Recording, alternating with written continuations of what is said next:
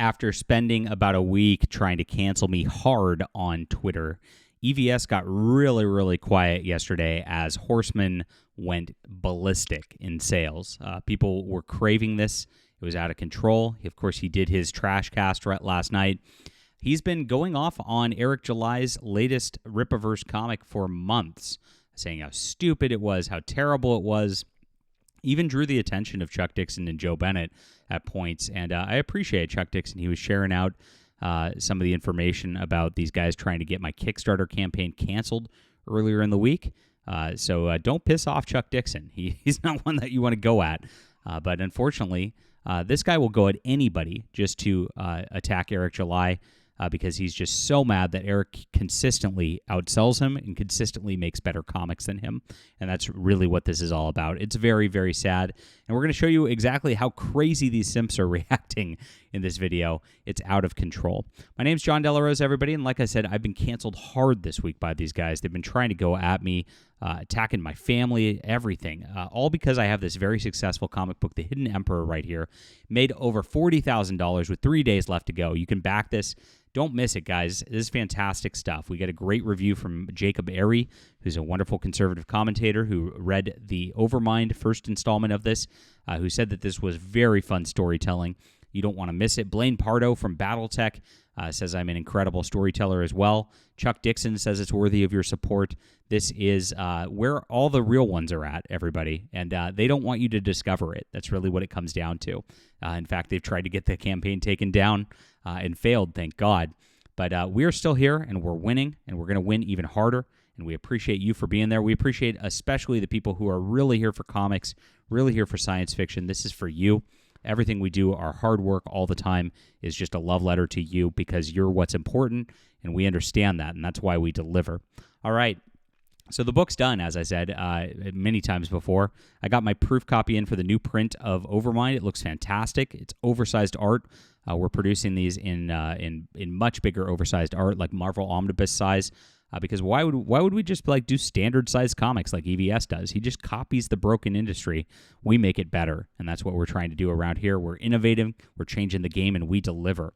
So with the book already done, it'll come out in a couple months. You won't have to wait a long time, and you're going to get a great storyline. We had somebody last night say that Ms. Crimson is the best artist to come out of Comicsgate, and I 100% agree. Ms. Crimson puts her all into this, just like we do every single time, and we appreciate you for backing here. So Rippaverse released their new comic yesterday, and of course, people big mad. That's how it always goes. Here, well, the Horseman, Welcome to Floorspark, is out. Now, this one caused a ton of controversy. It's fake controversy because Horseman is a dumb name. Ha ha ha ha. Cyberfrog's a smart name. Ha ha ha. I mean, you can't make this stuff up. And Horseman is a cool design. It looks awesome. Joe Bennett's doing an incredible job. He's a wonderful artist. And Chuck Dixon's hitting it out of the park. Now, this is the wheelhouse of the Punisher, just like everything Chuck Dixon's ever done. If you've read his Punisher back in the day, his street-level crime books are out of control good. If you read his Avalon over on Archaven Comics, you know that he's done more of that in recent years, and he's not lost a beat whatsoever. Chuck's maybe doing the best work of his life, to be honest. I finished his Alt Hero Q in Midnight's War most recently, and Something Big, which I did a review on the channel recently as well. Really fantastic. So you know that this is going to be very, very good. Everything Chuck Dixon does is gold. He's one of the most prolific writers of all time. And gosh, the people are responding. 6,200 books sold in the first day and change. Almost 400,000 in total sales. I made a prediction that this would be making about 1.5 million and sell about 15,000 copies before all things is said and done. Which would put this as one of the higher selling Rippaverse books because people are excited about this, despite the attempt to again cancel it, say it's terrible and all that by Ethan Van Sciver and his little simp army over there. Nobody listened. Real comic book readers understand that Eric delivers, that Chuck Dixon's a great writer, that Joe Bennett's a great artist, and you can't do anything to mitigate that.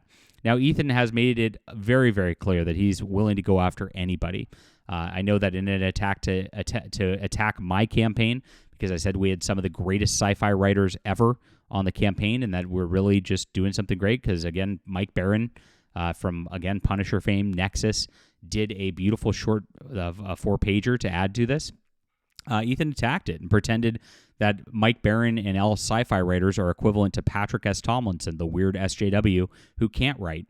He's fully willing to insult people like Mike Barron and like Chuck Dixon just to get at Eric July, just to get at me. It's crazy. And so, yes, you can see this mass murder poster pre-order has begun. So this is really a weird flex right here, right, from one of Ethan Simps. They're pretending that, like, a heavy violence comic is something that they don't like. They usually are asking for that. They're usually saying, usually criticizing the mainstream for saying that there's not enough action going on. And when you do a character that's a lot like the Punisher, you're going to get something like this. I mean, everybody loves Garth Ennis's run, especially when it went into that Max stuff. And that was bloody and gory. That it was absolutely crazy. And so that's why it was a lot of fun. So they're putting up some of the fun action pack stuff in the art right here as a poster. And I'm sure people want that because it looks pretty dang cool. Now, it's a little over-the-top gory, but that's what it's meant to be, of course. Like, so why wouldn't you think that's the case? It's the character, right? Isn't it a little passive-aggressive that Horseman just goes around murdering Dean Cain over and over and over again? So you see that, obviously, they're trying to pit Eric versus Dean Cain, which doesn't make any sense whatsoever. Again, it's like he stirs up these fake dramas intentionally, just to get his little super chat army activated there. And it's getting worse. You could see that the Comicsgate little alliance there is falling apart. Vito is getting canceled by Dick Masterson. It's been an absolute train wreck over there. You've got some weird court case going on with Riley and the people going on around things. You got it's just a bigger cluster of crazy people all the time. And Ethan surrounded himself with people who don't produce comics just like him because he doesn't want anybody to make him look bad is what it comes down to. So he's promoting people who produce shoddy product in order to try to make his own stuff look better in his dwindling audience. And it is dwindling. He's losing about 1,000 subscribers on YouTube a month because people don't want to deal with this kind of thing. Well, his people went at both Joe Bennett and Chuck Dixon, which I'll go into in just a moment. Here it is. Why the F are people gargling Joe Bennett's balls? He is a never was nobody. This is Joe Bennett we're talking about. His most relevant work is Immortal Hulk, and Chuck Dixon has always been mediocre. He's not a legend or all-time great. So you see how it's been co-opted over there. The Comicsgate audience has been told that Chuck Dixon now is not a great writer, that Joe Bennett is a nobody. Now, Joe Bennett's been working for a long, long time. If you are not familiar with his work other than Immortal Hulk, there's quite a bit to go on here. And we can actually look at his Wikipedia just to show you how crazy long his career's been. He's been on since the 90s, and he did a lot of stuff for DC Comics, including 52. Now, 52 was a wonderful, wonderful storyline, and it was a very innovative thing that DC Comics did. He worked on a lot of those issues, as you can see. Birds of Prey, he did a run with Gail Simone. That was some of her best work right there on the series, which is well held. Deathstroke, he did a ton of stuff with from both the New 52 relaunch and the one after that. You can see all of his Hawkman work right here as well. Excellent stuff. He's done a ton of stuff for DC Comics, and he then has even more credits for Marvel. Look at how long of a run he has with Amazing Spider-Man with 3 different miniseries right there within the long series.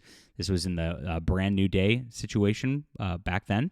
Of course, there's the Immortal Hulk, which everybody knows him and he's very famous for because the art's so good.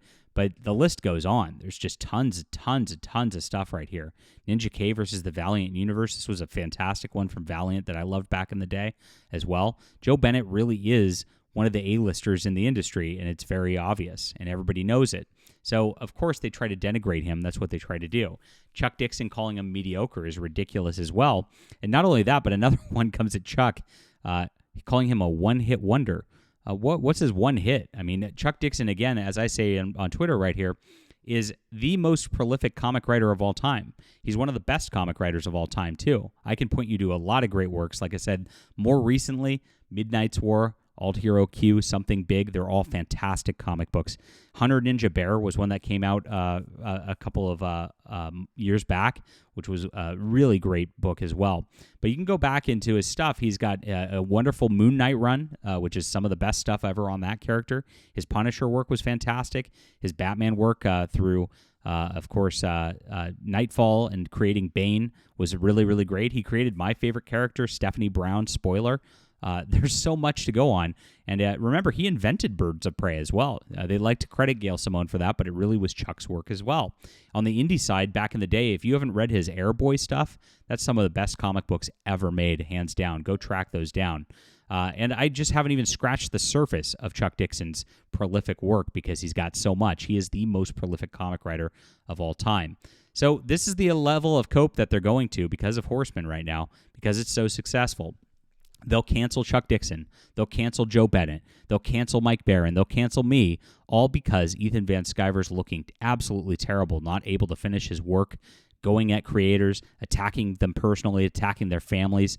He's a sick individual who is just all in for his own narcissistic delusions, and it's starting to crack. It's starting to crumble over there. Very, very sad. All right, grab the Hidden Emperor today, guys. Make sure to back this before it's gone. Really appreciate all the support of the comic readers and customers. Of course, Eric July did promote this in his video the other day, so if you're a fan of his, you'll definitely enjoy this. And please, grab comic books, read them today. We love the real readers. We'll be back soon. Hit the like and subscribe button, and leave a comment about what you think about this video.